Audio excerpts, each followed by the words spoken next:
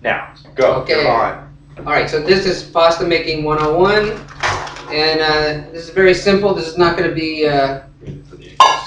complicated at all. So I got two different kinds of flour here: semolina flour and regular white flour. It doesn't have to be, any of that organic bullshit. And so we'll make, let's make 2 or 3 or 4 recipes. So that basically means, usually a recipe is 2 cups. Let's make 3 recipes, which will be 6 cups.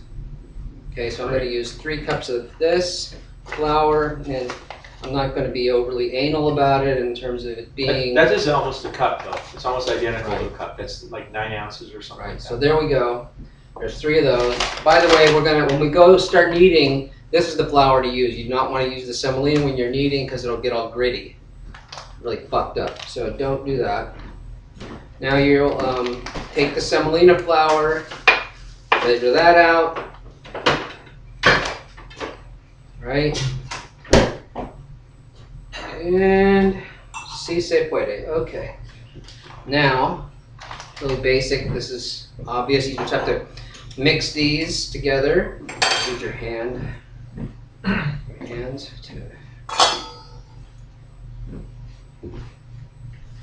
to just work it all together.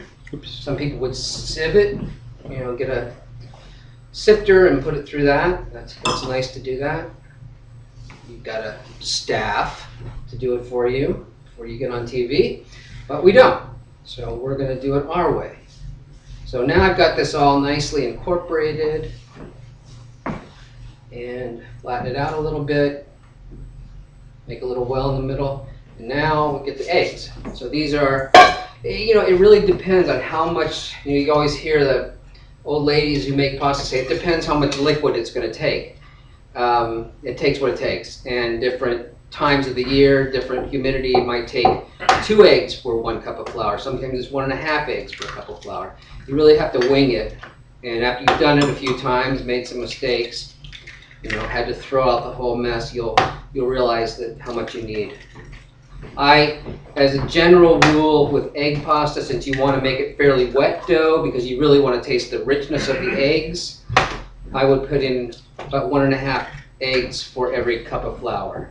We've got 6 cups of flour, so let's put in, I guess that would be 9 eggs, right? Yep. Math is impeccable. Thank you. Well, oops. This looks like a lot, so we will. Okay, and then obviously there's another rag over there. Mix these up, or you get someone on your staff to do it. You want a beater? No, this is fine.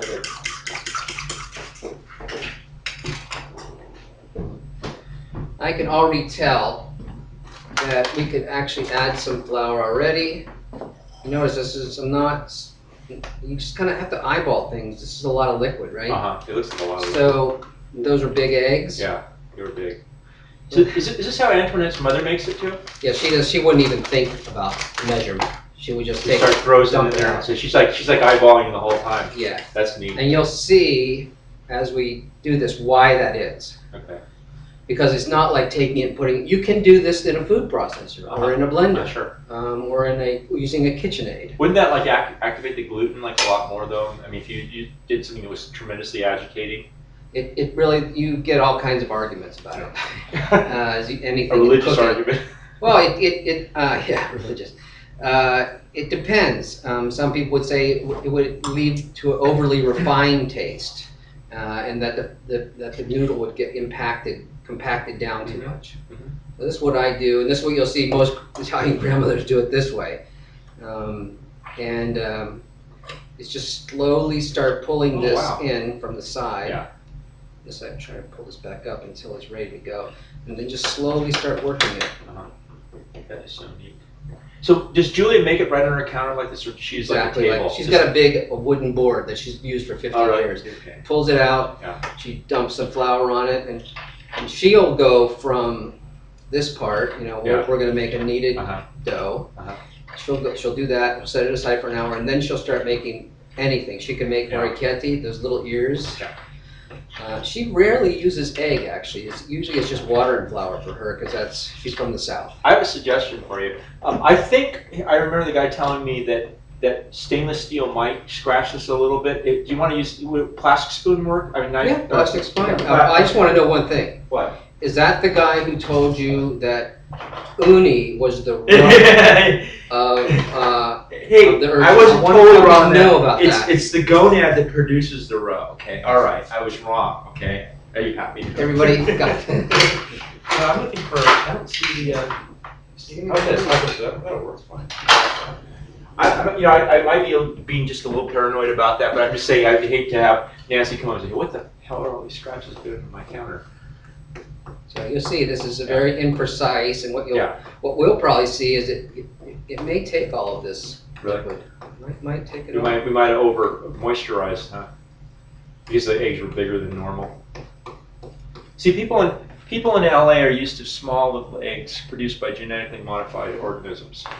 Well, yeah, and that's why we like GMOs.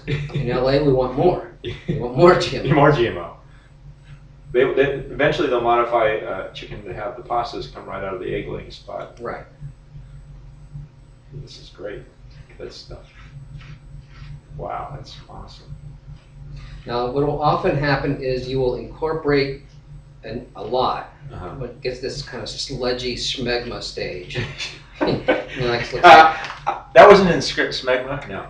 That wasn't in the script, and that was not in The Joy of Cooking. But you'll see, you will actually have pasta left over, but you want to get as much pushed in at this phase as possible, because as you start to add pasta, as the dough starts to become dough, then it starts that flour will not incorporate as well. So you'll have kind of a mosaic, and you want to avoid that. Mosaic is bad. Is that a fork good enough for you?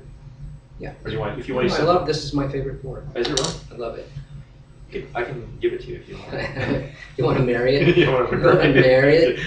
I want to live in it. Go ahead and kiss it if you like it so much. Let's see. Okay, so now that scraper.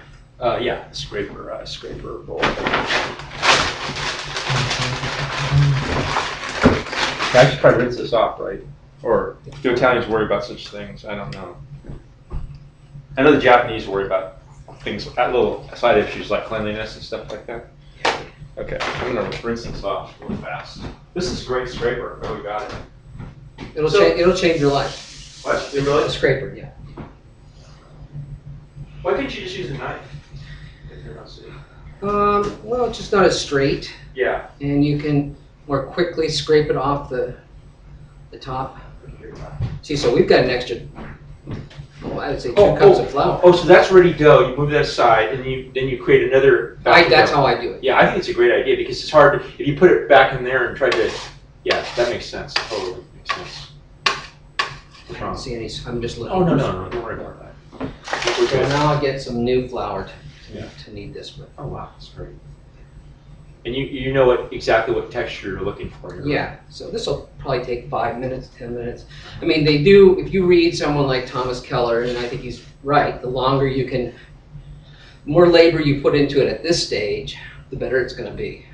Thomas Keller's like the pasta king or something like that. Yeah, well, he's the French Laundry. Oh, French Laundry. So he kind of knows he's got a little, he's got bona fides, is his thing. Especially with egg-based pasta. Yeah. And you'll see pretty quickly it starts, it was that shaggy mess I missed just a minute ago.